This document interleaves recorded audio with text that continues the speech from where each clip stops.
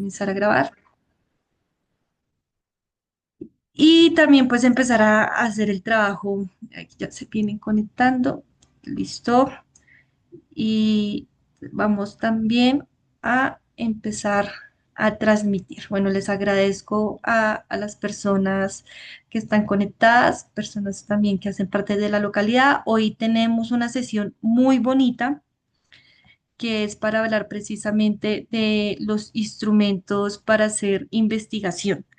Yo estoy segura y espero que ahorita, pues de pronto quienes estén conectados, quienes nos quieran comentar, quienes han hecho investigación en sus barrios, en sus localidades, pues en todo lo que ustedes de pronto se mueven. También en la universidad, pues obviamente es totalmente válido. Quienes lo estén haciendo también en la universidad, quienes estén estudiando. Entonces, pues hoy precisamente vamos a aprender un poco quienes han asistido ya a nuestros talleres, para que recordarles un poco, Naturalistas de Barrio lleva ya 3 años trabajando aquí en la localidad de Kennedy Techutiva. Hemos hecho, por ejemplo, un método de avistamiento de aves, monitoreo de aves, madrugar bien temprano a hacer monitoreo de aves. También hemos hecho monitoreo de insectos, de artrópodos con Secretaría Distrital de Ambiente. Bueno, hemos hecho unas par de cositas por ahí, pero pues siempre como de lo que ya se sabe y de las convocatorias. Y hoy vamos a tener esta oportunidad de conocer otros métodos que de pronto no conocíamos, otros instrumentos de recolección de datos biológicos.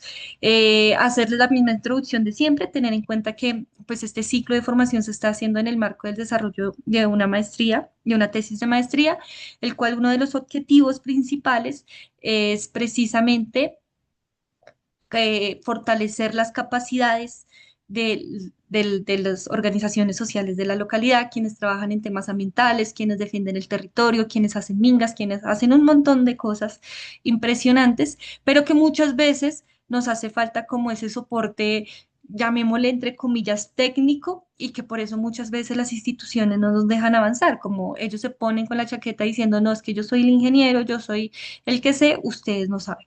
Pero entonces, a partir de lo que estamos haciendo, queremos que nosotros como organizaciones sociales compartamos los conocimientos porque dentro de nosotros, pues ya sabemos, hay biólogos, hay ingenieros, hay sotenistas, hay un sinfín de profesiones bastante importantes y la propuesta y la idea siempre será compartir esos saberes, pues para quienes lo quieran saber, para quienes conozcan, para quienes no, temas jurídicos también, por ahí estamos pensando con algunos compañeros que practican el derecho a hacer un ciclo de formación de derechos de la naturaleza para, asimismo, a partir de lo técnico, científico y demás, poder defender legalmente y jurídicamente a los ecosistemas. Entonces ahí vamos a estar trabajando muy juiciosos, yo les estaré compartiendo como todo este tipo de convocatorias y pues la idea es como es ir comenzando. De una vez le voy a dar la palabra a Jenny, nuestra tallerista el día de hoy. Ella hace parte también de procesos populares de organización social en tema de huertas y un sinfín de cosas que yo, bueno, espero que ahorita de pronto más adelante nos comente Jenny, pero que le agradecemos infinitamente por estar aquí presente, por ayudarnos en este taller tan bonito que nos vas a dictar. La idea es, chicos y chicas, quienes se están conectando, es que tomemos apuntes, que preguntemos si tienen preguntas e igual dejarles muy claro que esto es un tema introductorio, que pues cada método merece una clase completa con práctica incluida. O sea, quienes son biólogos, biólogas aquí lo saben. Merecemos una práctica completa. Entonces, pero más, ese es el sueño, más adelante poder hacer esa práctica en algún humedal de nuestra localidad y trabajarle fuertemente a eso. Entonces, nada, Jenny, te doy la palabra. La idea es, como ya saben, compañeros y compañeras, demorarnos más o menos 7:30, 8 máximo, entonces son horita y media que les pido total concentración en este hermoso taller. Adelante, Jenny.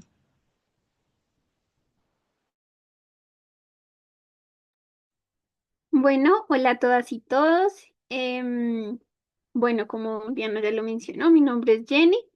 Yo vivo en la localidad de Rafael Uribe Uribe y pues allí participo en algunos procesos comunitarios relacionados sobre todo con el medio ambiente, como con la protección y el conocimiento y el aprendizaje sobre la naturaleza. Em, Entonces, la idea de hoy un poco es hablar sobre métodos específicos, instrumentos, aplicaciones, herramientas que nos permitan recolectar datos relacionados con biodiversidad. Ese es como el objetivo. Entonces, bueno, yo creo que iniciemos un poco en línea con lo que mencionaba Diana. Deme un segundito. Ok, sí.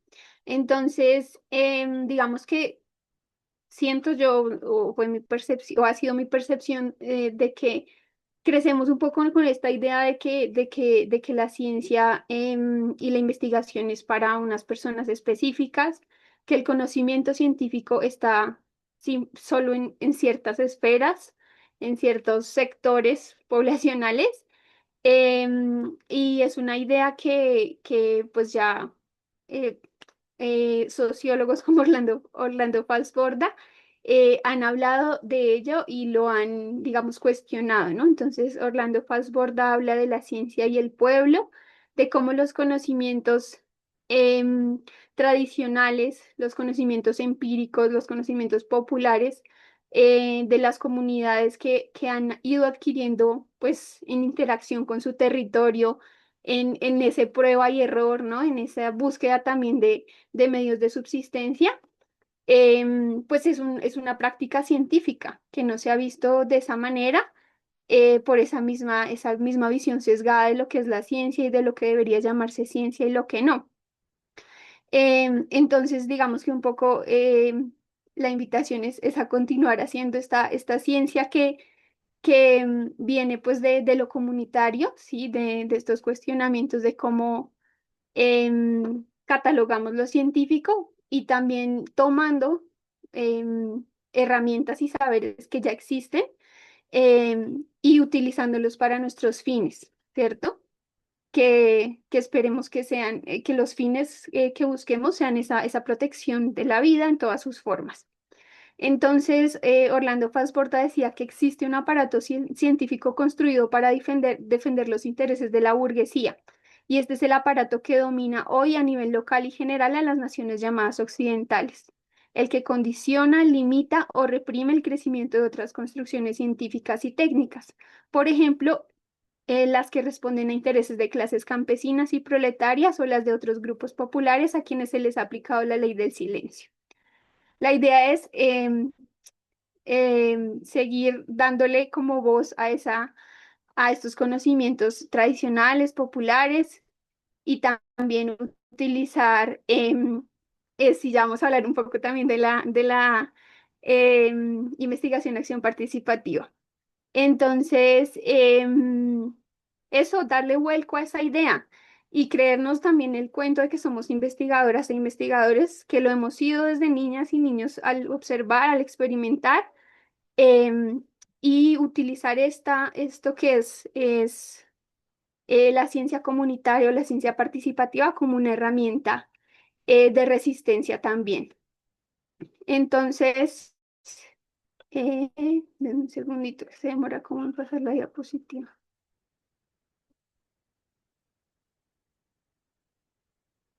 Ok, ya. Entonces sí, tenemos, digamos que teniendo en cuenta como esta nueva idea y estos cuestionamientos sobre la ciencia y lo que representa socialmente y culturalmente, hemos empezado a hablar de una ciencia mucho más variada, ¿no? Entonces hablamos de la ciencia participativa, de la ciencia comunitaria, de una ciencia por y para el pueblo, en función de los intereses del pueblo y pues de la vida. Entonces, por ahí lo mencionaban, el tema de la investigación acción participativa, que es una metodología planteada por Falsborda, que de pronto tiene una connotación un poco más o una aplicación más a las ciencias sociales, pero también se puede extrapolar a lo biológico. Y podríamos decir que, digamos, en palabras cortas, esa investigación y acción participativa es ese proceso por el cual miembros de un grupo o una comunidad colectan y analizan información y actúan sobre sus problemas con el propósito de encontrarles soluciones y promover transformaciones políticas, sociales y pues ambientales también. Entonces, esa es un poco la apuesta, creo yo, desde naturalistas de barrio y también desde muchos otros procesos que se están dando a nivel distrital, a nivel nacional, incluso a nivel, pues también mundial. Creo que está tomando mucho auge esto de la ciencia como un poco más abierta, más participativa. Bueno, olvidé decirles que si tienen preguntas, comentarios, no importa, interrumpan y ahí vamos charlando. Entonces, bueno, teniendo en cuenta como este contexto y por qué es importante este tema de formarnos también en herramientas que nos permitan de pronto analizar, tomar datos, organizarlos, sistematizarlos, analizarlos, ¿cierto? Em, pues viene de allí, ¿no? Entonces... Hoy vamos a hablar, vamos a dar como un brochazo lo que mencionaba Diana. Digamos que para cada grupo taxonómico y esto que aquí, y eso que aquí solo tenemos como, em, digamos que los grandes grupos, pues es un sinfín de herramientas y de cosas que se pueden hacer muy, muy bonitas. Pero pues vamos a tener como un brochazo de lo que se puede hacer con cada grupo, de que herramientas, técnicas, elementos podemos utilizar para ayudarnos a hacer esta ciencia participativa.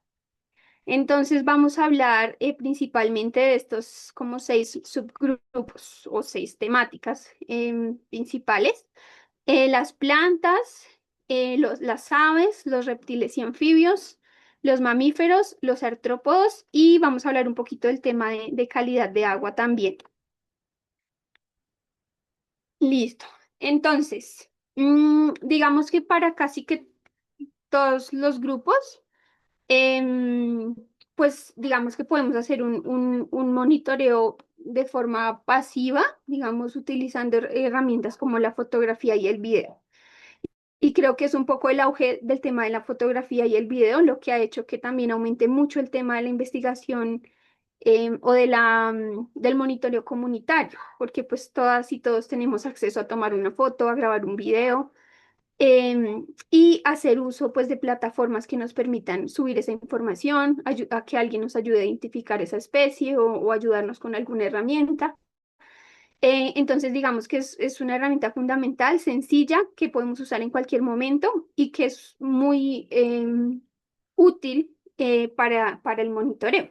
Entonces, en el tema de las plantas, pues podemos utilizar también esto de la fotografía y el video. Podemos hacer temas de muestreo, que ya implica una recolección de muestras de la planta.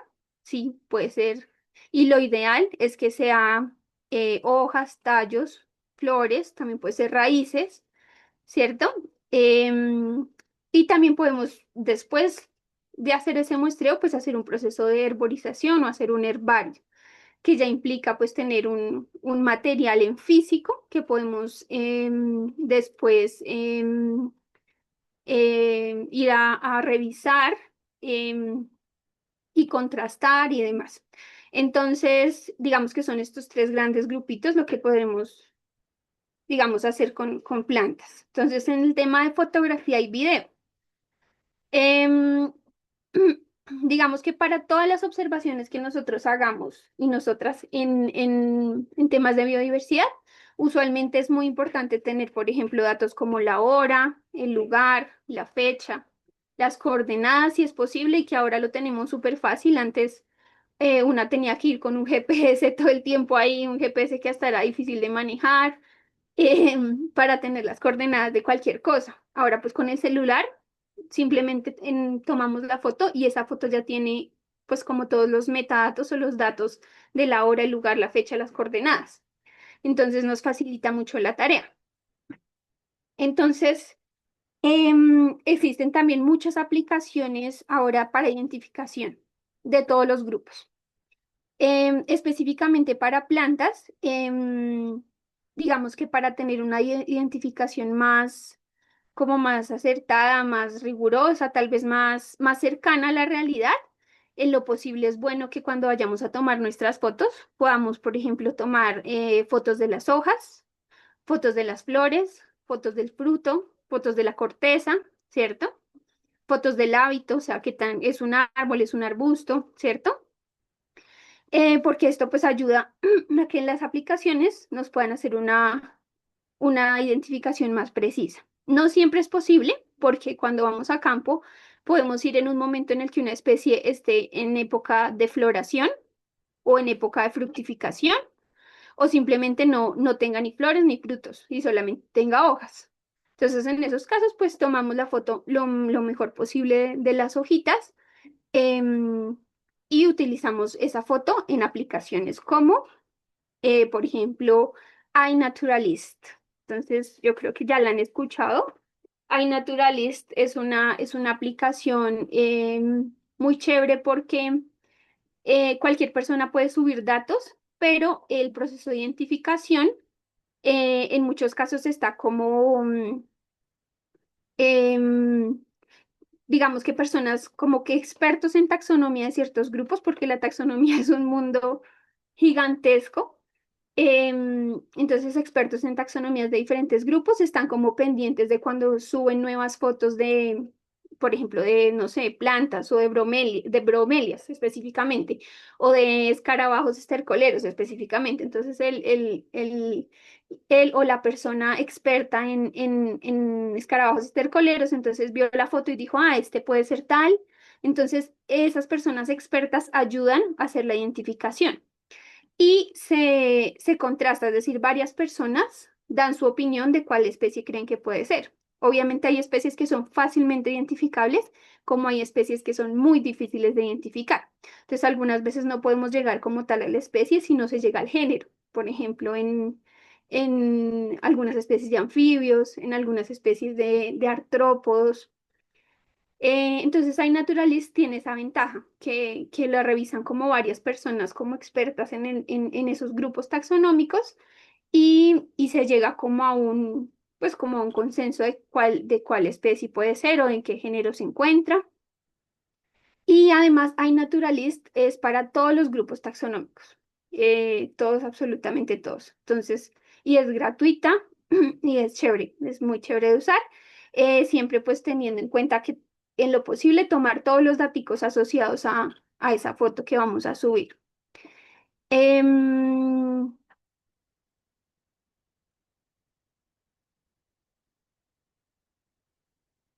ajá, eso por ahí están poniendo los enlaces. Listo, este iNaturalist lo van a ver en todo lado porque sirve para todos los grupos, como les mencionaba. Y digamos que ya específicamente para plantas tenemos, por ejemplo, Arbolab, que es una aplicación que es específicamente para Bogotá, que la creó, pues es como entre el Jardín Botánico y la alcaldía, o bueno, no sé si la Secretaría de Ambiente también. Y es una aplicación que nos da información sobre el arbolado de Bogotá, sobre las especies que han sido sembradas para hacer seguimiento. Entonces podemos entrar, podemos mirar, poner una ubicación y ver cómo los árboles que han sido sembrados en la zona cercana a donde vivimos o en donde estemos. Y podemos ir a buscar esos árboles, podemos incluso poner como novedades sobre esos árboles si se encuentran en mal estado o, bueno, alguna novedad. Y incluso podemos apadrinar algunos árboles desde la aplicación, como para decir, bueno, yo le voy a hacer seguimiento a este grupo de árboles. Eso lo podemos hacer utilizando esta aplicación Arbolab. Y PlanNet, pues es una aplicación en general para identificación de plantas. También es muy buena. Ella les va a preguntar si la foto que ustedes están cargando es de una flor, es de un fruto, es de una corteza. Em,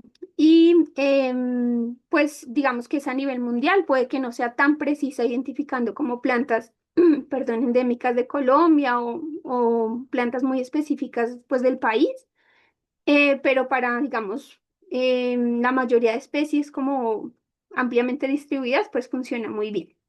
PlanNet y también pues son aplicaciones gratuitas. Esto en el tema de fotografía y video. Ahora en el tema ya de tomar una muestra física de las plantas. Se demora un poquito en pasar la diapositiva. Ok, ya. Entonces, pues ya podemos hacer como un muestreo para observar el espécimen, observar físicamente pues todas las características, ¿no? Entonces, digamos que necesitamos para eso materiales sencillos. Podemos tener unas tijeritas de este tipo para cortar las ramas. Em, importante que, importante que siempre pues registremos los datos también de dónde colectamos esa muestra, de las coordenadas, de quién la colectó, de qué fecha, qué lugar. Y también en lo posible, si podemos tomar una muestra en la que tengamos tanto flor como fruto como hoja, pues es lo ideal. No siempre y la mayoría de veces puede que no lo consigamos, pero si se puede hacer, es lo ideal. Y pues digamos que también es importante que si vamos a tomar una muestra, le asignemos un numerito. Entonces ya sabemos que la información, por ejemplo, le voy a poner 001 y ya sé que los datos de 001 me corresponden a esa muestra de planta, ¿cierto? Y así tengo la información asociada al espécimen que colecté o a esa muestra de planta que tomé. Entonces necesitamos, digamos, tijeritas, se puede hacer, por ejemplo, en bolsas plásticas, bolsas Ziploc, o también se podría hacer en bolsas de papel. En Bogotá no tenemos tanto el inconveniente de que se dañen las muestras por humedad o porque la temperatura es muy elevada. Aquí las muestras se preservan un poco más, en otros lugares y cuando uno está en campo a veces le toca echarle alcohol a las muestras para evitar que le salgan hongos. Em, pero aquí pues digamos que es más sencillo en ese sentido. Podemos simplemente colectar la muestra, depositarla en nuestra bolsita, ponerle el numerito asociado a la información, a los datos que tomemos y pues nuestra libreta de campo para registrar. Ya vamos a ver también una herramienta digital muy chévere para tomar datos o para ir haciendo una base de datos digital. Se las voy a mostrar al final. Pero pues también podemos hacerlo al modo tradicional de apuntar los datos. Listo. Bueno, y tercer método, entonces es la herborización, que ya es cuando tenemos nuestra muestra de planta, ¿cierto? Y queremos hacer ya un proceso de preservación o de secado de esa muestra. Entonces, ¿qué es lo importante cuando vamos a hacer un proceso herbario o vamos a herborizar o a prensar una muestra de una planta? Que pues tratemos de ubicarla, antes de prensarla, pues ubicarla en una posición adecuada, ¿cierto? Que sea fácilmente visible como las hojas, que no esté como tan apeñuscada, sino que estén distribuidas bien. En algunas ocasiones es necesario de pronto quitarle algunas hojas para que quede mejor la muestra. Em, pues después ya de tenerla bien ubicadita primero en papel periódico, la ponemos en papel periódico, le ponemos como cartoncito separando las muestras y la ponemos en una prensa botánica. Puede ser, las prensas botánicas en realidad puede ser algo muy artesanal, puede ser una prensa como estas, que es una prensa como tal que ya la venden lista para hacer prensado botánico, pero uno lo puede hacer, o una lo puede hacer también en la casa de forma mucho más sencilla, incluso a veces hasta metiendo las muestras en un libro gordo, ¿cierto? O se puede hacer, por ejemplo, utilizando solamente el cartón y luego lo presionamos con algo, lo amarramos con cabuya. Se puede hacer de forma también mucho más artesanal.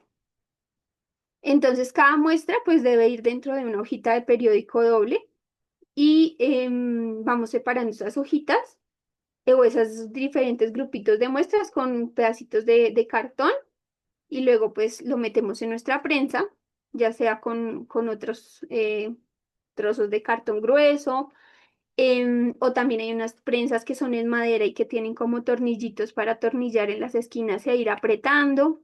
Hay diferentes tipos de prensas. Y pues la idea aquí es tener al final una muestra que es como las muestras que encontramos en los museos, en los herbarios, de un espécimen que después nos podremos ir a consultarlo y que es muy importante pues que en lo posible tenga su información asociada, ¿cierto? Entonces, si logramos identificar qué especie es, pues ponemos la especie, la localidad, quién lo colectó, a qué altitud, en qué fecha y otros datos que consideremos relevantes. Y pues digamos que esos serían como los tres formas o los tres, sí, grupos de técnicas que podemos usar para ir monitoreando, identificando especies de plantas. Listo. Hasta ahí preguntas, dudas, comentarios, sugerencias. Vamos bien, voy muy rápido. Cuéntenmelo todo. Listo. Bueno, entonces ahora vamos a seguir con las queridas, apreciadas, maravillosas aves. Y también tenemos como tres subgrupos de formas en que podemos hacer monitoreo, ¿cierto?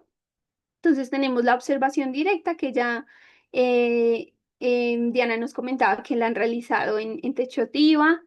Seguramente algunas otras personas de aquí lo han hecho en otros lugares, y que una práctica muy, muy bonita, ¿no? El observar aves y muy sencilla y muy al alcance de todas y todos.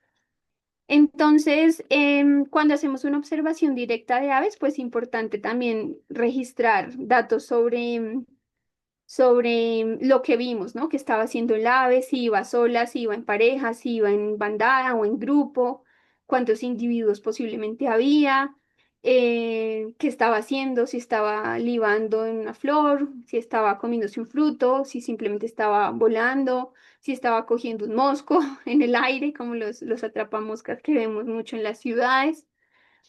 Entonces, de pronto, además de observar el individuo, observar esas otras cositas que están pasando a su alrededor, ¿cierto? Con qué plantas tal vez está interactuando, dónde se perchó, ese tipo de cosas. ¿Listo? También hay otros métodos que ya son mucho más, que pueden ser, digamos, más invasivos, que nos brindan mucha información relevante, pero que a veces no están tan al alcance, pues porque primero tenemos que manipular a los individuos, muchas veces someterlos a estrés. em, y digamos que esto ya se hace como en estudios más específicos en los que se quiera ver, por ejemplo, las rutas de migración de las especies migratorias. Em, y entonces ya eso requiere una captura, un marcaje, que vamos a ver un poquito cómo se hace. Y también podemos hacer simplemente métodos de grabación, ¿sí? Grabación de cantos.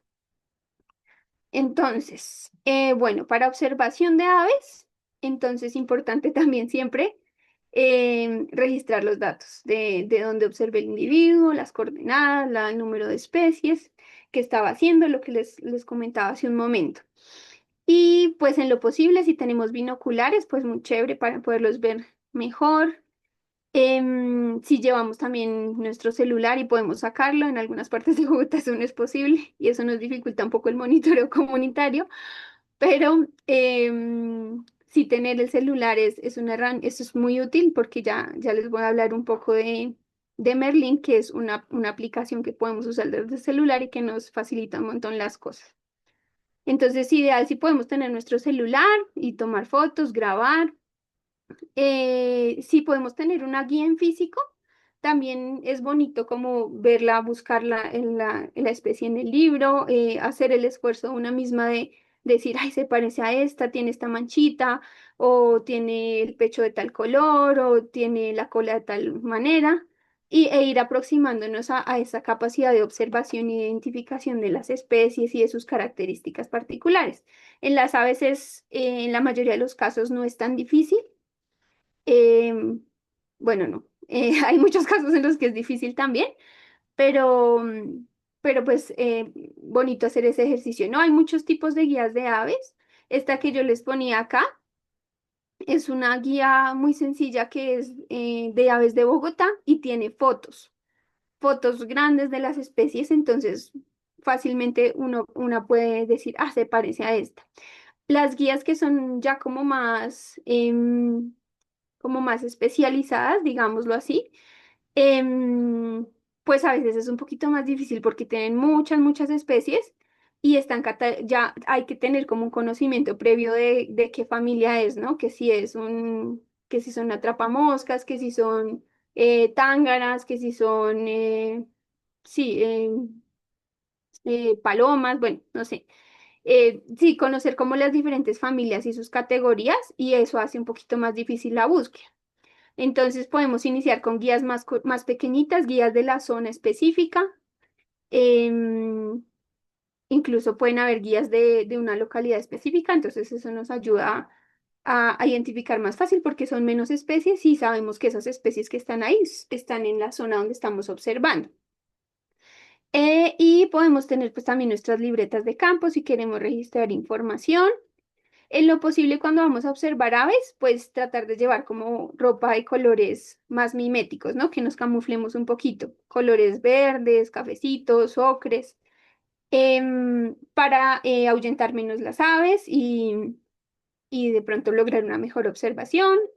Tratar de ir pues en lo posible en silencio y escuchando también mucho, ¿no?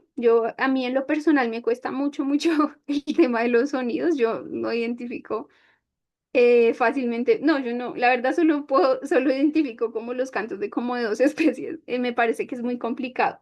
Pero es también chévere ir trabajando esa habilidad, ¿no? Ir escucha, digamos, desarrollando esa capacidad de escucha.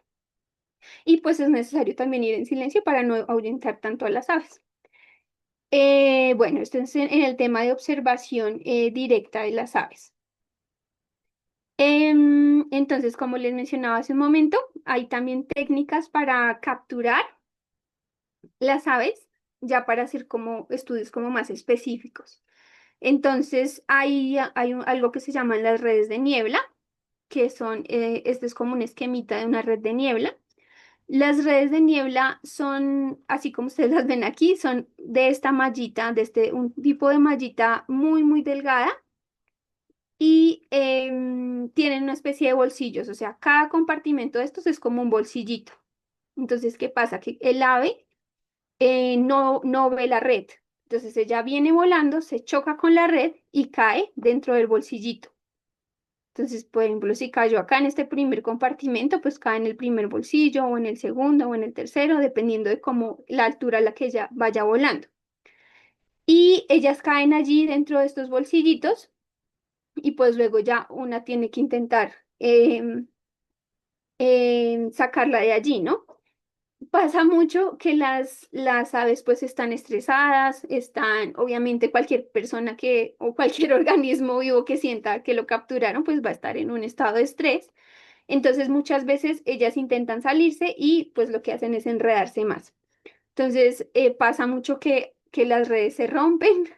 Entonces una tiene que ser como muy paciente para irla soltando, soltando para poderla sacar. Y tratando de lastimar lo menos posible el ave y tratando también de dañar lo menos posible la red. Pero sí es frecuente que pase que las redes se rompen.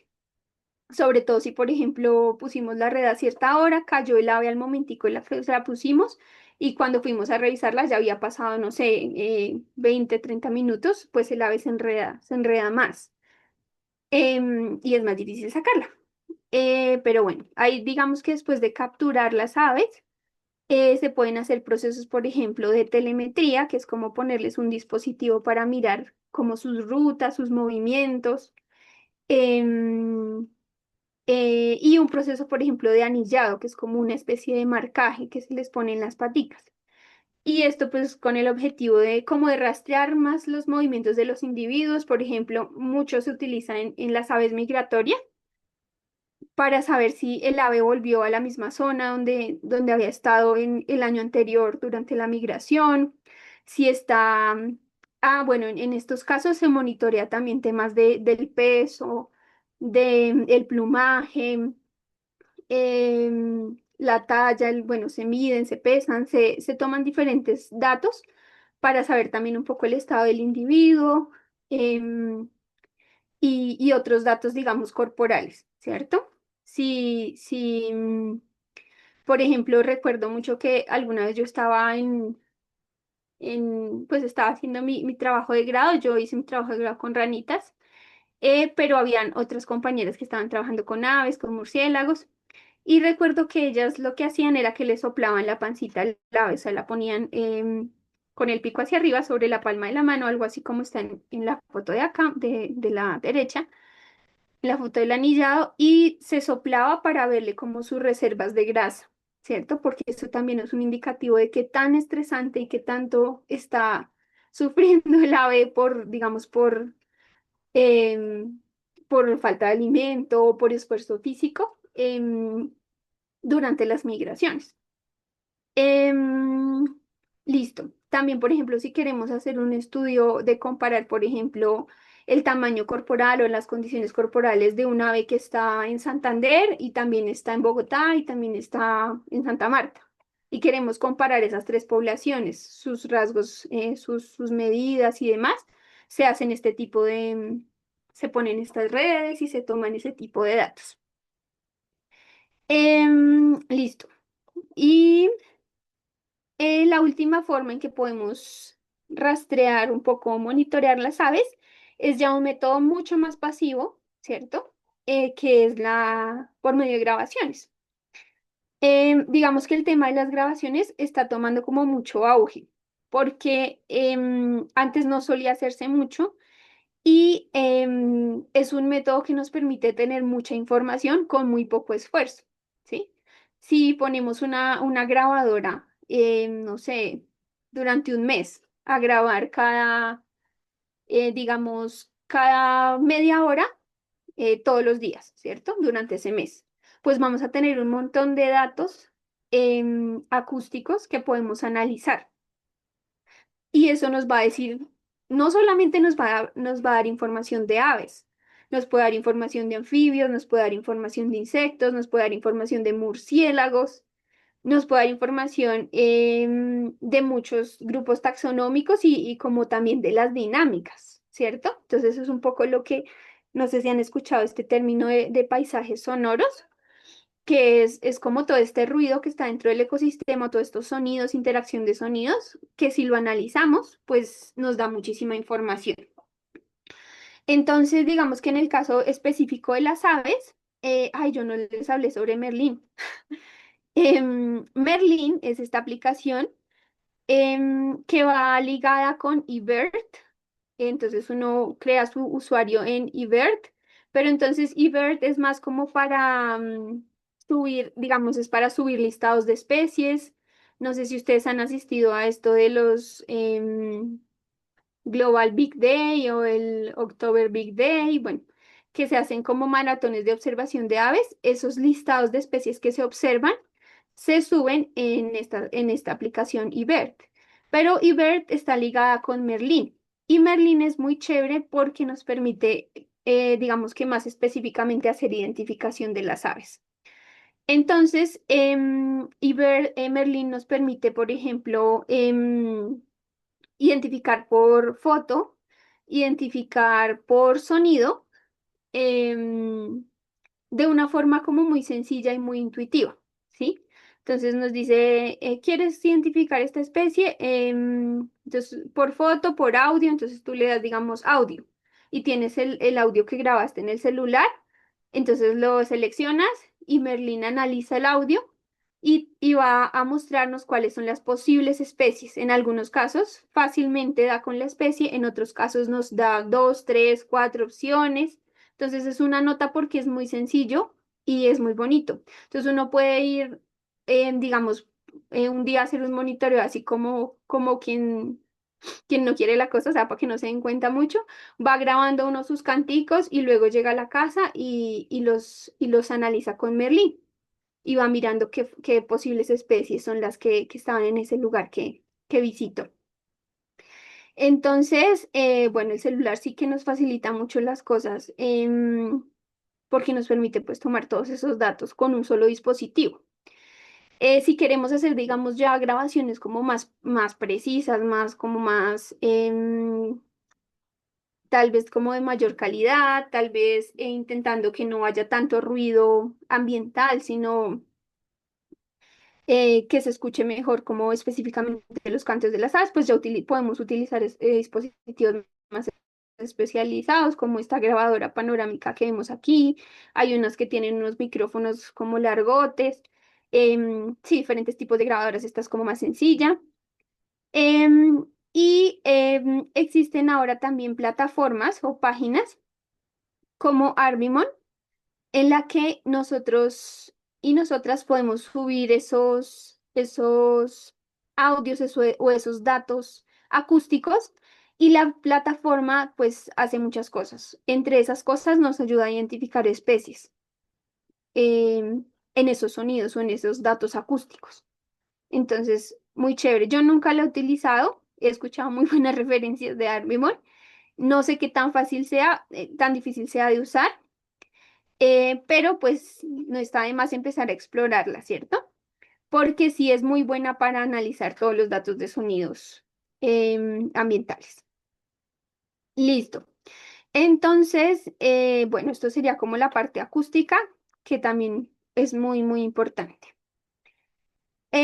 Y ahora vamos a pasar a los reptiles y los anfibios. Entonces, también tenemos como tres subgrupos. Entonces podemos hacer mm, también muestreos directos, es decir, buscar activamente a los anfibios, a los reptiles en su hábitat, ya sea, digamos, los anfibios usualmente, bueno, depende también de la especie, pero muchas especies de anfibios viven en charcas, ¿cierto? Algunas otras pues viven más cerca a cuerpos de agua que tienen movimiento, algunas otras viven más en zonas con bastante musgo. Sobre todo hay unas ranitas que son los pristimantis, que ellas tienen desarrollo directo, es decir, cuando le eclosiona el huevito, nace no un renacuajo, sino una ranita en miniatura, ¿sí? Entonces, estas especies de pristimantis, pues ellas no necesitan estar en cuerpos de agua, como que han logrado independizarse un poco de los cuerpos de agua, pero sí necesitan obviamente ambientes muy húmedos. Entonces, buscar los anfibios en esos ambientes donde usualmente están, o buscar igualmente los reptiles, ¿no? Entonces, sí, hace poco estuve en una caminata aquí en el Parque Entre Nubes, aquí cerquita a mi casa, y íbamos con un chico herpetólogo que se dedicaba principalmente a reptiles.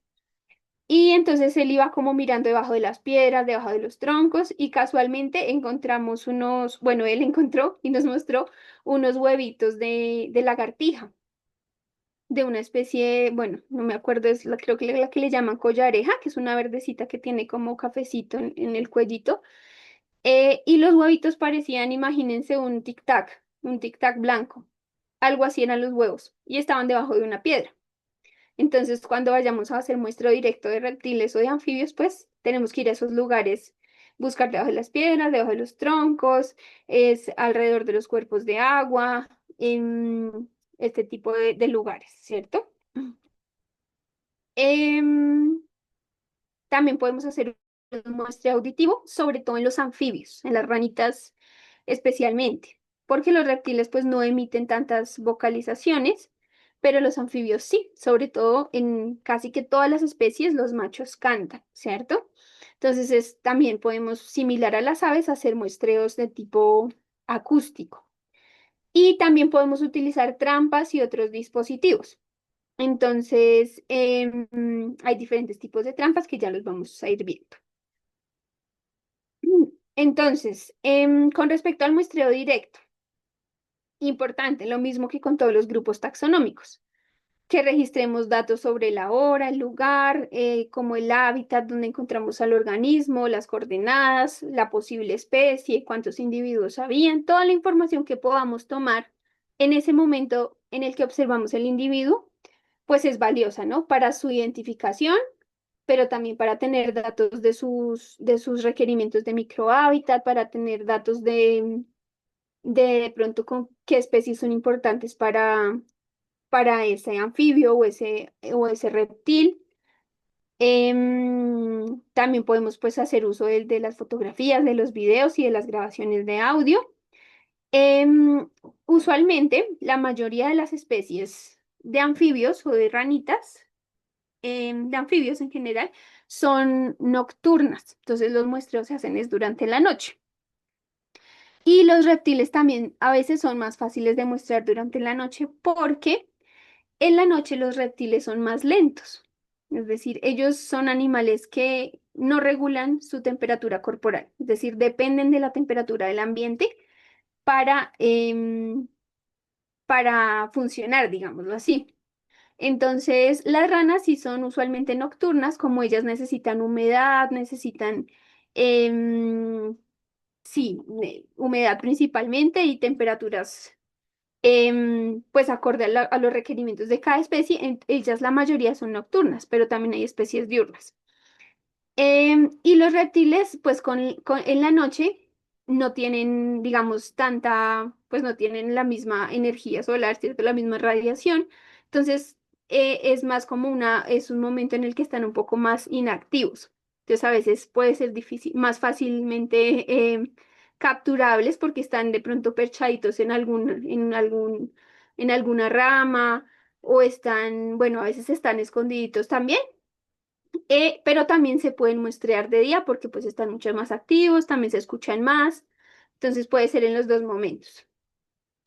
Y pues importante, si vamos a muestrear en la noche, pues tratar de utilizar pues nuestras botas de caucho, en lo posible como altas, si nos vamos a meter alguna charca, llevar linterna, en lo posible que sea estas linternas de cabeza, ¿cierto? Para que tengamos las manos libres, podamos tomar fotos, podamos observar, podamos coger, podamos mirar.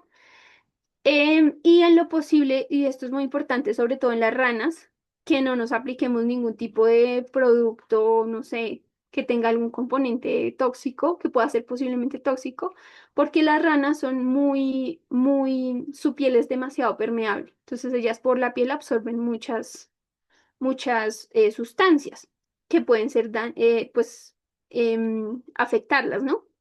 Entonces, en lo posible, tratar de no tener ningún tipo de producto con olor, ningún tipo de producto en la piel, si vamos a manipular ranitas, ¿cierto? Y también, pues, digamos que lo ideal es tampoco, pues, manipularlas tanto, por eso mismo, por su permeabilidad. Em, Eso, y también pues podemos llevar, cubrirnos si estamos, bueno, aquí en Bogotá sí pasa, sí, sí puede pasar ahora con esto del calentamiento global, también hay muchos mosquitos en Bogotá, entonces cubrirnos de pronto con algo el cuello, para que no nos piquen tanto los mosquitos, irnos como bien preparaditos para hacer ese avistamiento nocturno, y para el diurno también, obviamente.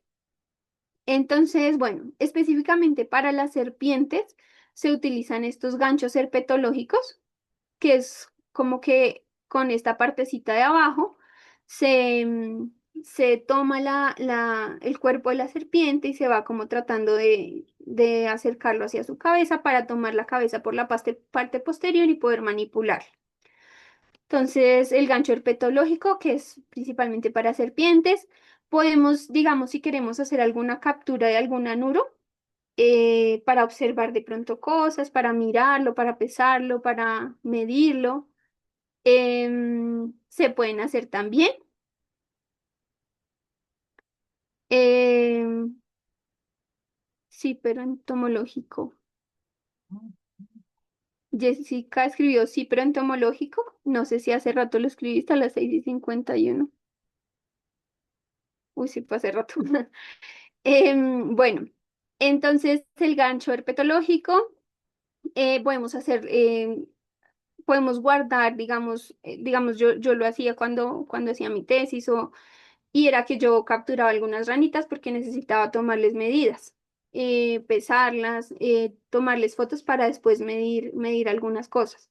Entonces yo las capturaba en bolsitas, se les ponía agüita adentro, un poquito de agua, pueden ser también hojitas para que se mantenga como la humedad, y ahí se pueden tener un tiempo y luego las liberamos en el lugar mismo donde las capturamos. Entonces ahí podemos marcar el lugar.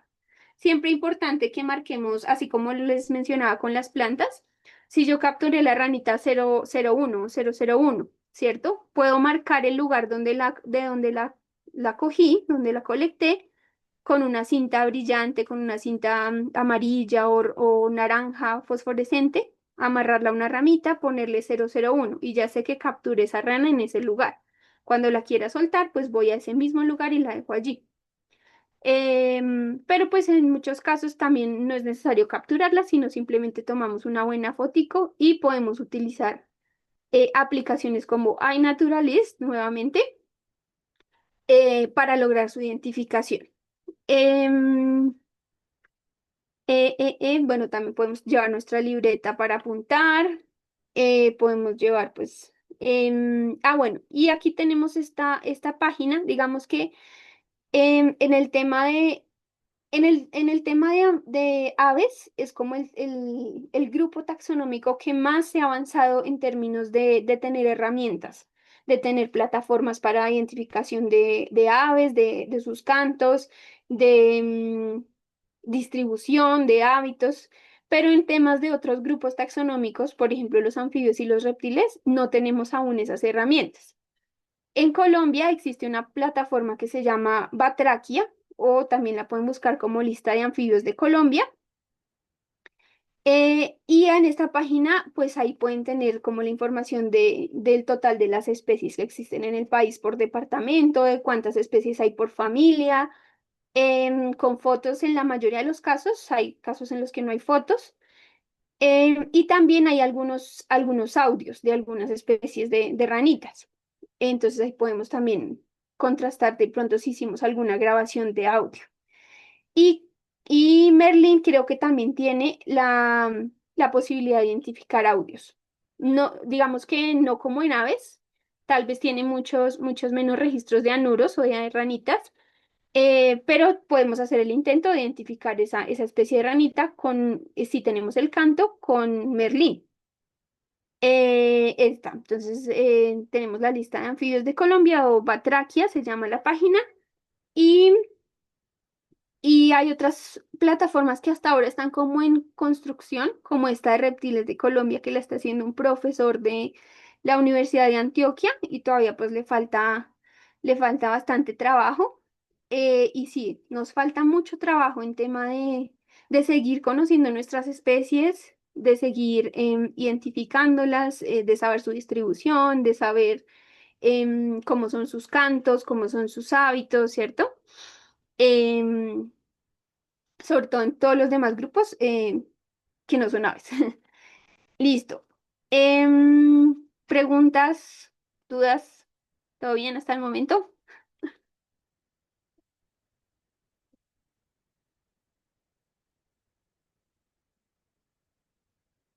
Listo. Bueno, entonces sigamos. Entonces también podemos hacer con los anfibios principalmente el tema del muestreo acústico, ¿cierto? Entonces, como les mencionaba, aquí tenemos como un pantallazo, esta es la página que les mencionaba de Batraquia. Entonces, aquí así les aparece. Entonces, por ejemplo, aquí tenemos a Rhinella marina, que es como el sapo común, y tenemos su canto. Entonces, ahí lo podemos escuchar y contrastar si tomamos un audio, si es la misma especie o no. Em, lo que les decía, pues ahí hay información de cuántas especies de los diferentes grupos de anfibios hay, cuántas especies por familia, y nos muestra un mapita con su distribución. Em, y pues tenemos, nuevamente les menciono Arbiman, que también nos sirve para pues analizar obviamente los datos de cantos de aves. Em, y pues hay otros software que se podrían utilizar como Raven, para análisis de los cantos, que es otro mundo también muy chévere, interesante y que nos brinda mucha información. Listo. Entonces ahora pasamos a las trampas y dispositivos. Entonces ya si queremos hacer una captura directa del individuo, ¿cierto? Si lo necesitamos por alguna razón. Entonces, hay diferentes tipos de trampas. Entonces, por ejemplo, está esta trampa de embudo, que es como si es una especie de malla en unos aros metálicos y usualmente se utiliza para tortugas. Incluso también utilizan una malla de este tipo para pescar. Entonces el individuo entra y queda como atrapado en ese embudo, ¿cierto? Principalmente pues para tortugas. Tenemos las trampas de caída, que van a ver que se pueden usar en varios grupos. En anfibios y reptiles se puede usar, sobre todo para anfibios y reptiles, em, sí, anfibios y reptiles como de pequeños, ¿no? No de tan de mucho porte. Entonces, ¿qué son las trampas de caída? Son algo muy, muy sencillo que eso lo podríamos hacer fácilmente. Y es que se hace un huequito en la tierra. Se puede utilizar dependiendo de lo que queramos capturar, un recipiente grande o mediano o más pequeño. Y lo que ocurre es que los individuos pues van caminando, van corriendo, y caen dentro del recipiente. Y luego pues les cuesta salir de allí, ¿no? Entonces quedan atrapados en esa trampa de caída. Algunas veces las podemos, por ejemplo, cubrir con rocas. Aquí, por ejemplo, es la misma trampa y la cubrieron con una roca porque algunas veces los reptiles pues van a buscar zonas frescas o los anfibios van a buscar zonas frescas, tienden a meterse bajo de las rocas y pues caen en la trampa. Obviamente estas trampas hay que revisarlas constantemente para que si algún individuo cayó allí pues no vaya a estar mucho tiempo ahí, podamos tomar los datos que necesitamos tomar y luego liberarlo.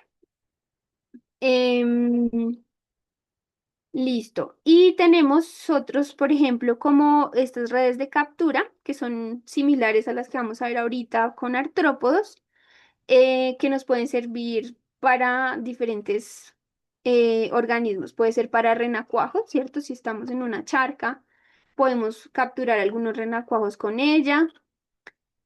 También para anfibios adultos, ya sea que estén en el agua o que estén de pronto en el suelo, nos puede facilitar atraparlos con esta red. Incluso también para algunos reptiles pequeños, ¿cierto? Lagartijas pequeñas, de pronto que vayan sobre una superficie de un tronco, ponemos la red y la podemos atrapar, ¿cierto?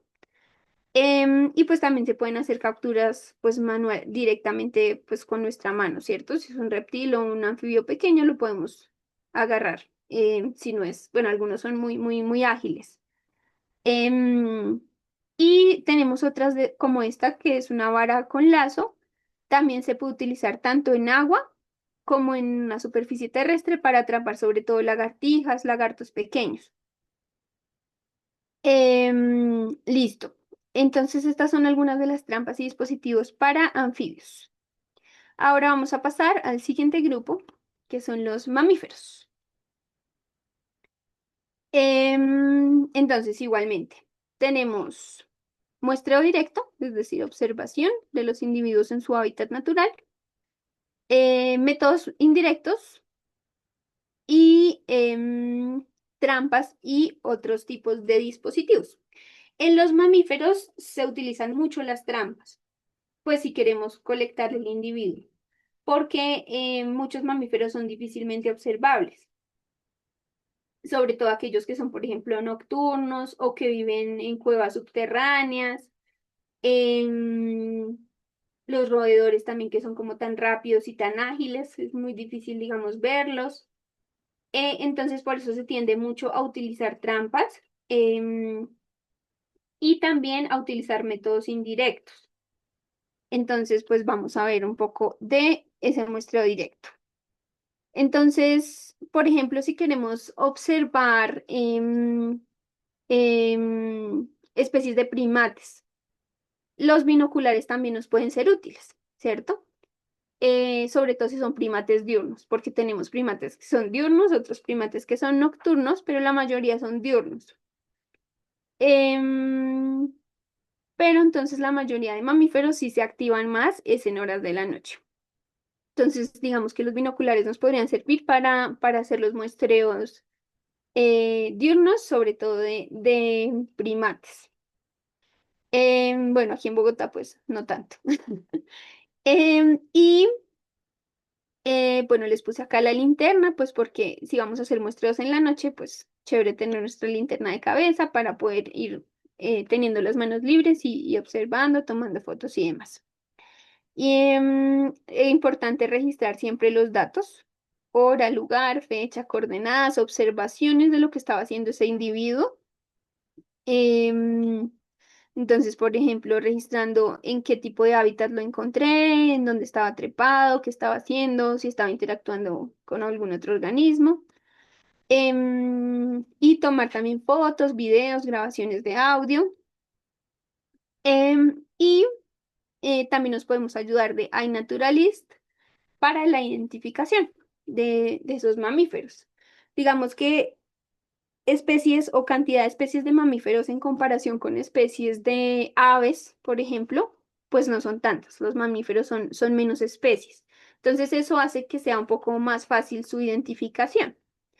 Em, y podemos utilizar iNaturalist o también podemos utilizar guías de mamíferos, ¿cierto? Y buscar cuál se parece. Digamos que en los mamíferos no existe tanto esa dificultad de identificación como en otros grupos, como algunos anuros o algunos grupos de aves, sino que es más sencilla.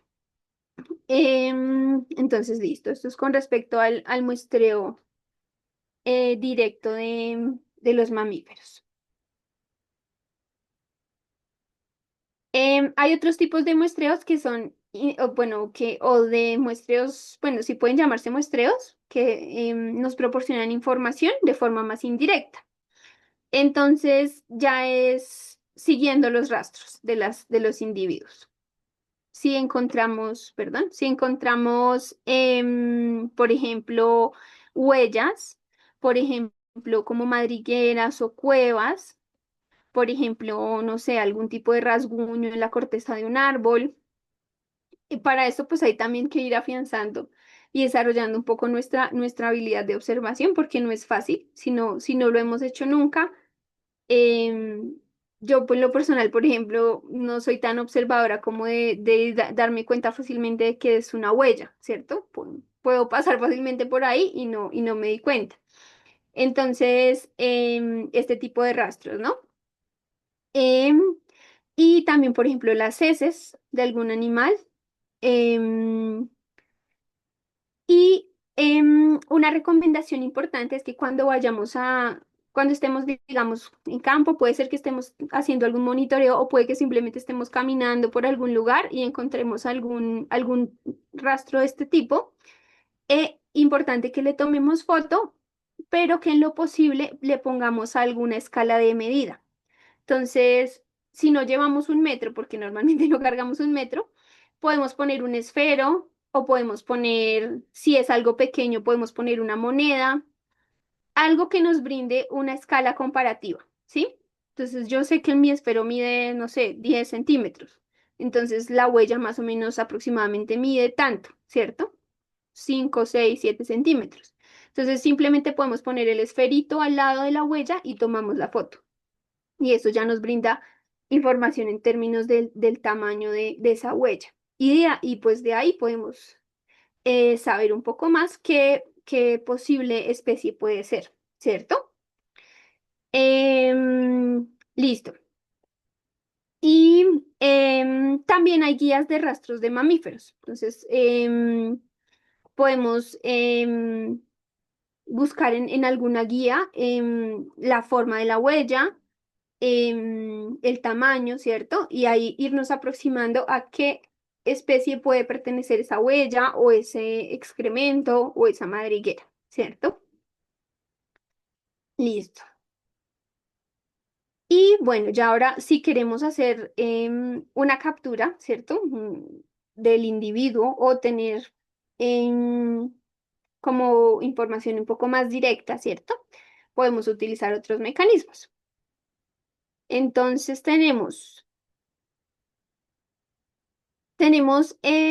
las cámaras trampa, que yo creo que las han escuchado.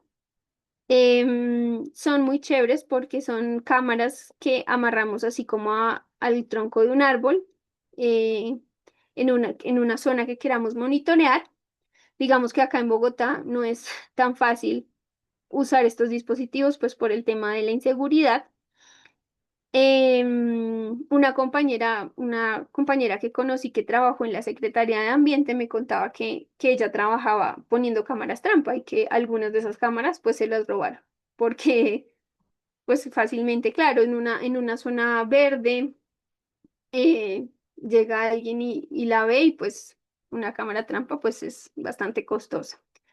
Las cámaras trampa algunas de ellas tienen sensores de movimiento, entonces cuando detectan el movimiento de algún individuo o algún organismo, lo que hacen es tomar la foto o tomar un video corto, ¿cierto? También se pueden programar para tomar, no sé, fotos cada cierto tiempo, ¿cierto? Y tener un registro pues del movimiento de la zona.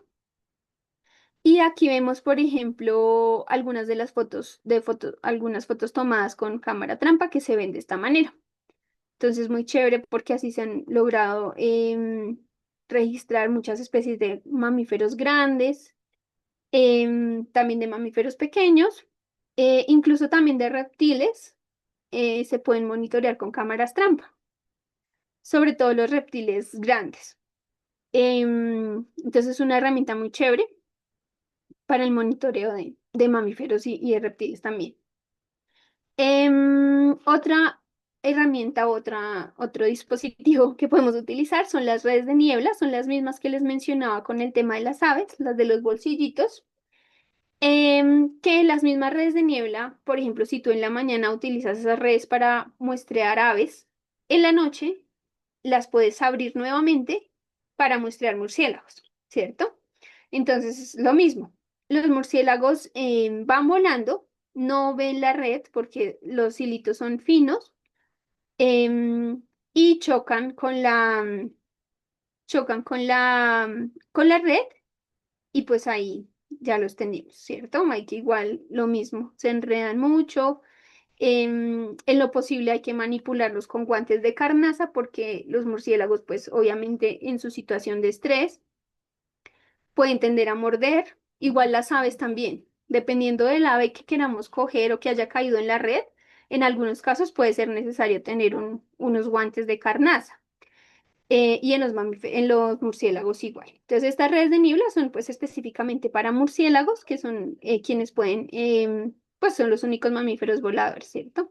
Y los podemos atrapar utilizando este tipo de redes, igualmente tomar datos sobre su tamaño, su peso, si es una hembra, si es un macho, tomar fotos para identificar la especie y demás.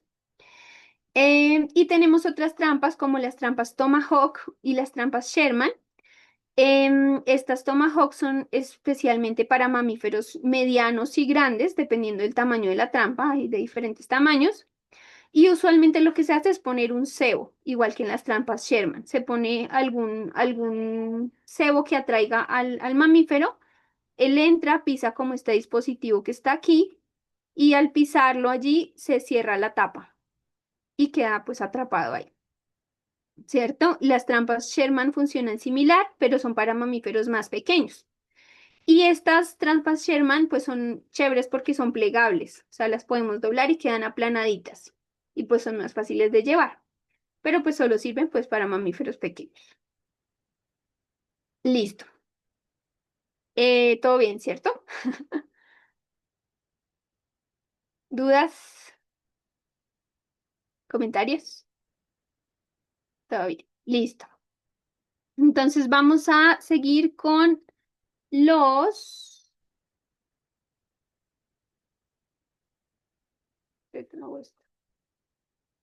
con los artrópodos.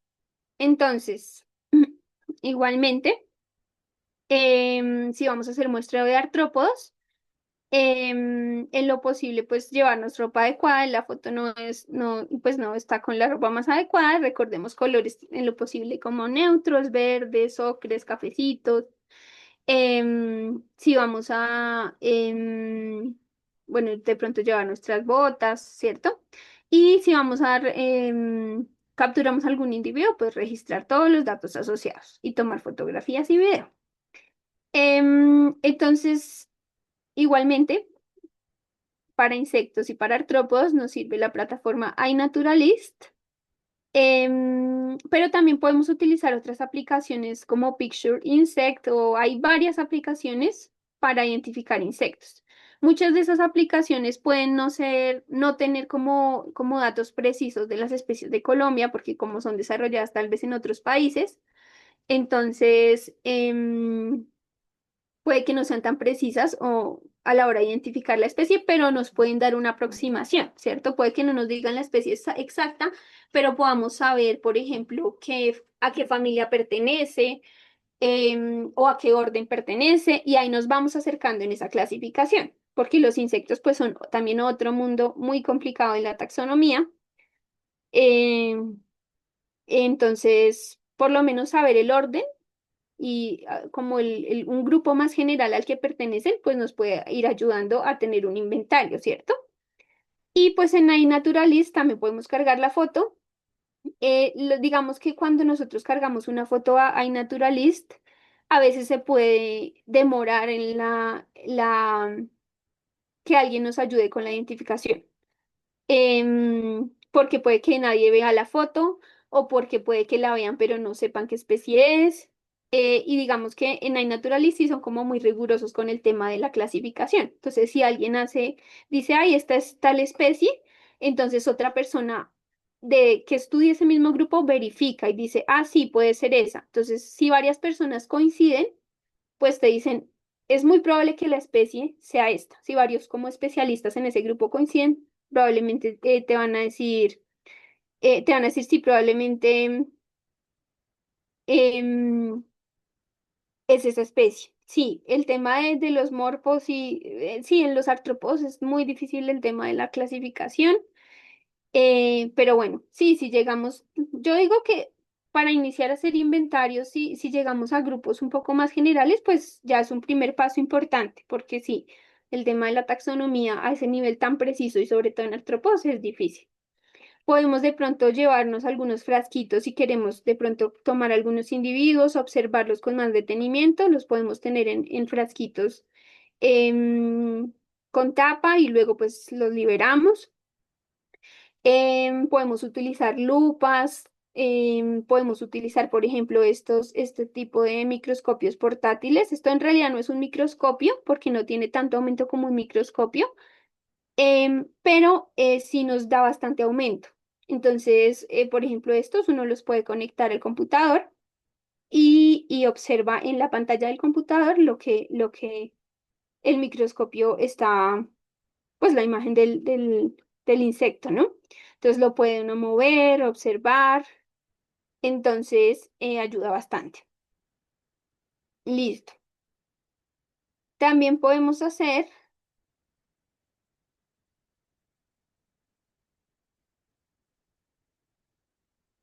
un muestreo utilizando algún tipo de trampa.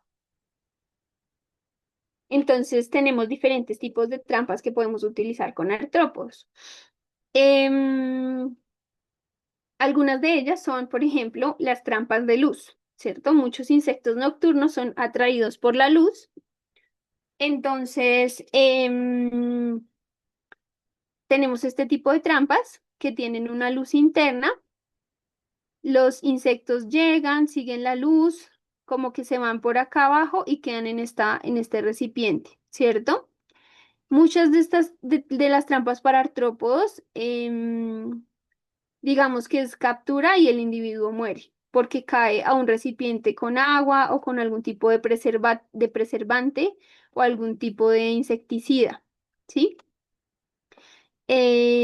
Porque ya digamos cuando quieren hacer tal vez un listado de especies, entonces necesitan tener los individuos, sobre todo también por el tema de la identificación que es tan difícil. Em, entonces, sí, en muchas de estas trampas son así, el individuo cae a algún recipiente que tiene alguna sustancia y ahí queda, ¿cierto? Entonces están las trampas de luz que usualmente se utilizan pues para insectos que son más activos en la noche y que son atraídos por la luz. Hay otras trampas como la trampa de caída, que fue la misma que vimos con los reptiles y también con los mamíferos. Sí, Ah, no, con mamíferos no vimos trampas de caída. Con los reptiles y anfibios. Entonces, estas principalmente pues para artrópodos que son terrestres. Igualmente pues se entierra un vasito, un recipiente en el piso y pues ellos van cayendo a ese recipiente que usualmente tiene alcohol o agua con jabón o algún otro tipo de sustancia, ¿cierto? Podríamos pensarnos una modificación para estas trampas que nos permita simplemente capturar el individuo, observarlo, tomarle fotos y luego liberarlo, ¿cierto? Em, Podría ser que la trampa no tenga alcohol o no tenga esto, sino tenga de pronto algo de hojarasca, algo de tierra a un nivel bajo para que el organismo no pueda subir por las paredes del recipiente. Em, Hay otros tipos de trampas, por ejemplo, como las trampas de interceptación, que es para también artrópodos voladores. Igualmente, digamos que es similar en cierto modo a las redes de niebla.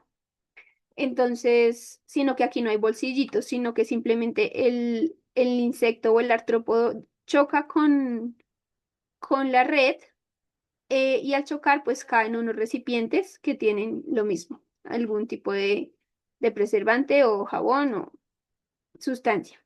Y pues allí quedan. Y pues hay otro tipo de mallitas como estas que son similares, prácticamente iguales a las que veíamos con los anfibios para colectar renacuajos o pequeños anfibios o pequeños reptiles. También se pueden utilizar para colectar mariposas, para colectar, por ejemplo, abejas, abejorros y otros tipos de insectos. Podemos atraparlos cuando están en el suelo, sobre una hoja o también mientras están volando, ¿cierto? Estas redes de captura. Listo. Entonces esos son como los dispositivos utilizados para captura de artrópodos. Y ahora vamos a pasar como al último tema, que es el monitoreo de agua. Entonces, o de calidad de agua. Entonces, digamos que ya existen muchos referentes o muchos procesos que han hecho monitoreos comunitarios de agua, monitoreos participativos de agua. En Colombia hay una organización que se llama Sensat Agua Viva, que es una organización pues ambiental que em, realiza como diferentes tipos de procesos y entre ellos pues tiene como que promueve este tema del monitoreo comunitario del agua.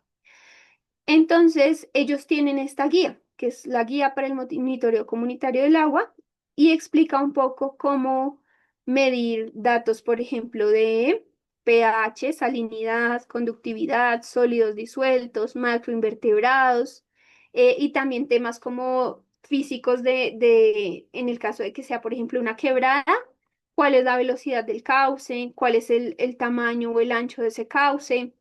em, entre otros datos. Entonces, esta es la página de Sensada Agua Viva, esto es como un pantallazo. Y en esta guía, pues ellos nos explican cómo medir, como específicamente estos indicadores, ¿cierto? En el tema de macroinvertebrados, pues es muy importante porque los macroinvertebrados son organismos bioindicadores, ¿cierto? Nos dicen si encontramos una especie, podemos saber qué tan buena es la calidad de esa agua, ¿cierto? Es decir, hay especies que se encuentran en aguas que necesitan de aguas en buenas condiciones, como especies que son más tolerantes a contaminación y las podemos encontrar en aguas, por ejemplo, que tienen algún tipo de contaminante, pero la mayoría de macroinvertebrados tienen cierto grado de tolerancia, ¿no? Hay ya grados de contaminación que ellos no pueden soportar, ¿cierto? Entonces nos sirven como indicadores de esa calidad del agua.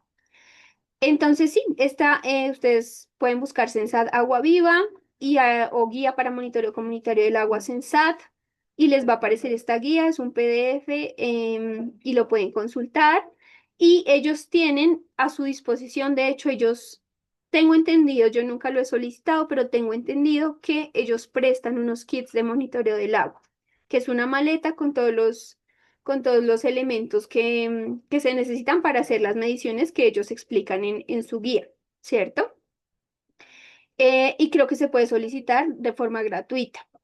Em, entonces, digamos que algunos de esos elementos que se necesitan para monitorear esa calidad del agua es tener como un medidor, pueden ser varios medidores, ¿cierto? Un medidor para pH, un medidor para conductividad y sólidos disueltos que se puede tomar con el mismo dispositivo, un medidor para salinidad si queremos medirla. Em, Pueden ser dispositivos por aparte para cada cosa, pero también podemos tener un solo dispositivo que sea un medidor multiparámetro y nos mida todo, también la temperatura del agua, ¿cierto? Podemos tener las dos opciones. Em, y así medimos como los temas físico-químicos, ¿cierto? Específicamente estos indicadores, pH, podemos medir salinidad, conductividad, sólidos disueltos y temperatura, ¿cierto? Con este dispositivo o con varios dispositivos que midan las diferentes cosas. También podemos, para el tema de los macroinvertebrados, se pueden usar este tipo de redes que se llaman redes de pantalla, pero también se podría utilizar un colador muy fino, ¿cierto? Puede ser un colador de tela o un colador metálico muy fino y pues se hace un muestreo sobre todo en las partes de los bordes de los cuerpos de agua, donde hay roquitas, donde hay troncos, ¿cierto? Y se toman algunas muestras que tengan estos pequeños organismos macroinvertebrados. Y posteriormente, pues se hace una identificación de esos organismos, ¿cierto? Entonces ya en esa guía nos indicarán ciertos grupos son muy tolerantes a la contaminación, ciertos grupos más o menos, ciertos grupos para nada, ¿cierto? Y dependiendo de lo que encontremos, vamos a saber un poco cómo está ese cuerpo de agua, ¿cierto? Entonces, podemos tener frasquitos de este tipo para tomar nuestras muestras de agua. Importante, por ejemplo, tener un marcador que no se borre fácilmente para marcar esta es la muestra tal o se tomó en el punto tal, no sé, cuenca alta, cuenca media, cuenca baja, y también tener una libreta de campo para anotar las observaciones de, por ejemplo, las condiciones del microhábitat donde tomamos la muestra de los macroinvertebrados. Cómo era ese microhábitat, habían rocas, habían plantas, qué tipo de plantas habían, tomar foticos también del microhábitat. Y ya para medir, digamos, temas de cauces, del tamaño del ancho del cauce, pues podemos utilizar un metro. Hay algunas también fórmulas que las explican en la guía para medir otras variables.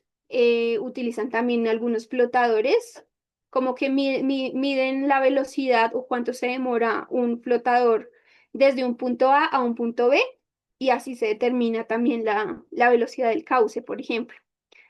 Em, y bueno, importante pues este tipo de monitoreos porque sabemos que la calidad del agua en nuestros humedales, en nuestras quebradas, pues es terrible, ¿no?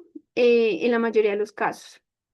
Entonces, chévere que empecemos a tomarnos la tarea de decir, mire, así es como están los cuerpos de agua y pensarnos soluciones también ante eso.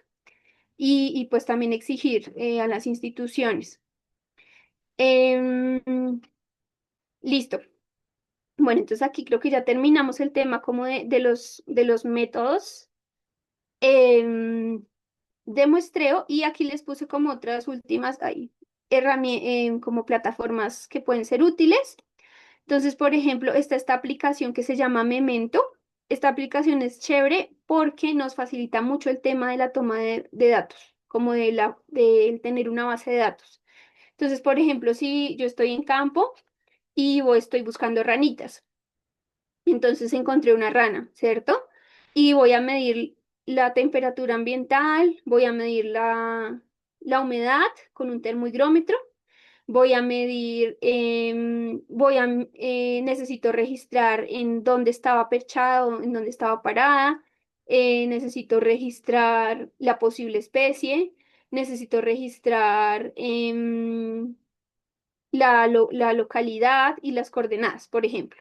Todos esos datos van asociados a ese individuo.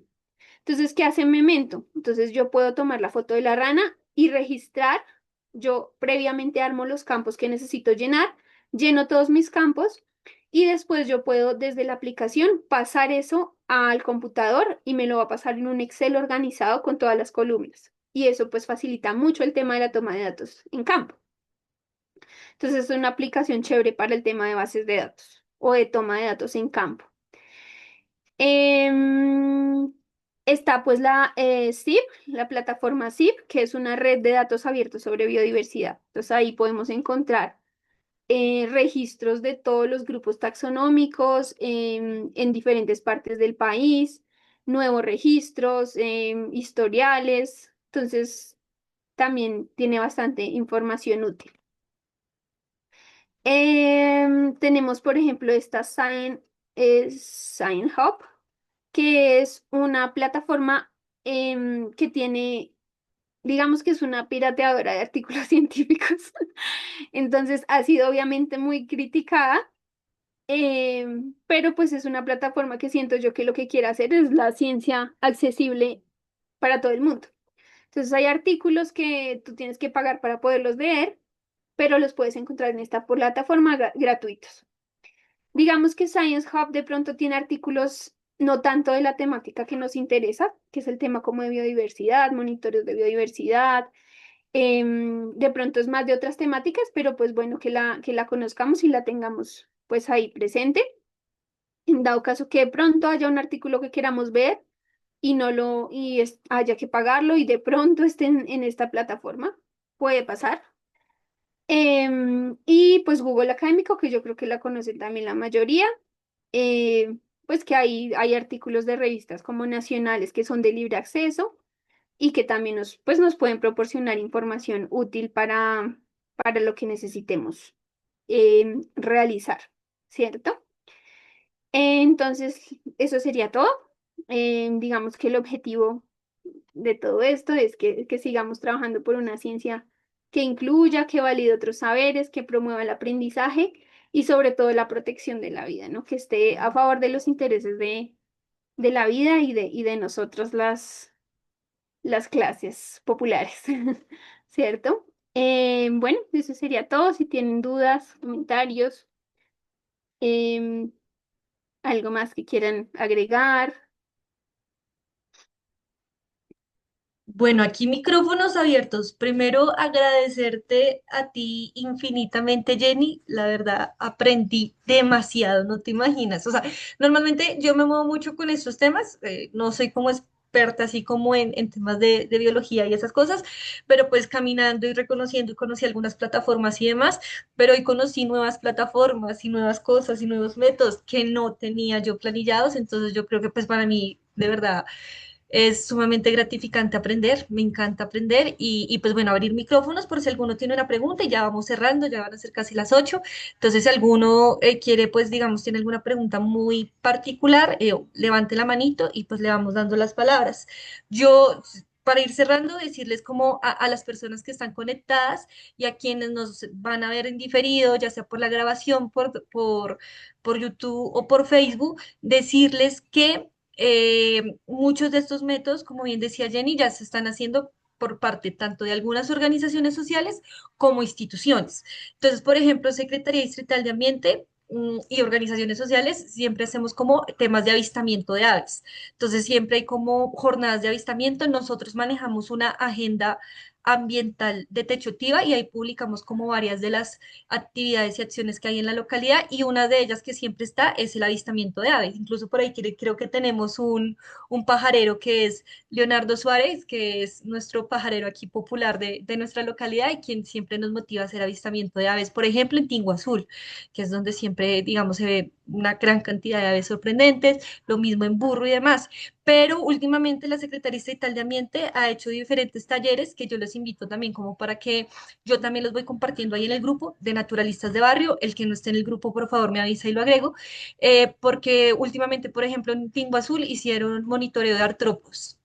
Entonces, re bonito. O en techo han hecho monitoreos de macrovertebrados en el agua. Entonces, ahí como alguno de los instrumentos que mencionó Jenny con la trampa, recolectarlos, examinarlos con un telescopio, como microscopio digital, también ellos lo llevan y empezamos a ver. Es una cuestión bastante bonita. En el Humedal del Burro, por ejemplo, hay una organización que se llama Sigita, Corporación Sigita, y ellos tienen ese microscopio digital y yo he asistido a talleres donde ellos sacan estos bichitos del agua y hacen como esa observación. Para mí es fantástico, de verdad. Entonces, pues yo voy a compartirles esa información y, por ejemplo, ya como un dato para terminar, aquí en Bogotá hay murciélagos y es algo que nos mencionó cómo atraparlos Jenny hoy en la presentación. Yo no sabía que había murciélagos, uno nunca los ve, pero yo sé que, por ejemplo, en Parkway, en Teusaquillo, hay un grupo también naturalistas de barrio como nosotros que se encarga de hacerle monitoreo a los murciélagos de allá. Entonces son cosas increíbles. O las lagartijas que ahorita nos mencionabas, Jenny, yo tampoco he visto lagartijas acá propiamente en Bogotá, he visto sobre todo en páramos, pero ver, que, o sea, que tú nos cuentes que viste los huevitos ahí en el parque Entre Nubes, pues para mí es maravilloso, es como, wow, o sea, tenemos una biodiversidad muy cerquita a nosotros porque pues nuestros territorios, nuestras casas, nuestros barrios fueron construidas lastimosamente y desafortunadamente sobre esa biodiversidad sin ningún tipo de concientización, por decirlo así, porque por ejemplo, algo, yo no sé si aquí todos ya lo han visto, que eso sí se ve bastante en nuestras huertas, si alguno ha trabajado en huertas o incluso muy cerquita a las casas que están cercanas a los ríos, y es el tema de las culebras habaneras. Entonces hay un desconocimiento gigante, como lo que no conocemos es nuestro enemigo, y yo he tenido, o sea, yo creo que varios acá, porque yo con varios me he hablado y ellos lo saben, un vecino ve una culebra y de una vez levanta una piedra, pero para matarla, porque piensa que son venenosas, porque no las conocen y demás. Entonces, nosotros tenemos que hacer ese proceso también. Este tema de la ciencia ciudadana y la observación nos permite también hacer ese tipo de educación, pues para no detestar y odiar lo que no conocemos y más bien protegerlo. Las culebras sabaneras son supremamente inofensivas y se ven muchísimo, lastimosamente, pues por los procesos de urbanización y demás, no es tan chévere, pero pues bueno, en Usme hay muchas culebritas sabaneras, nos dice Diana Cano,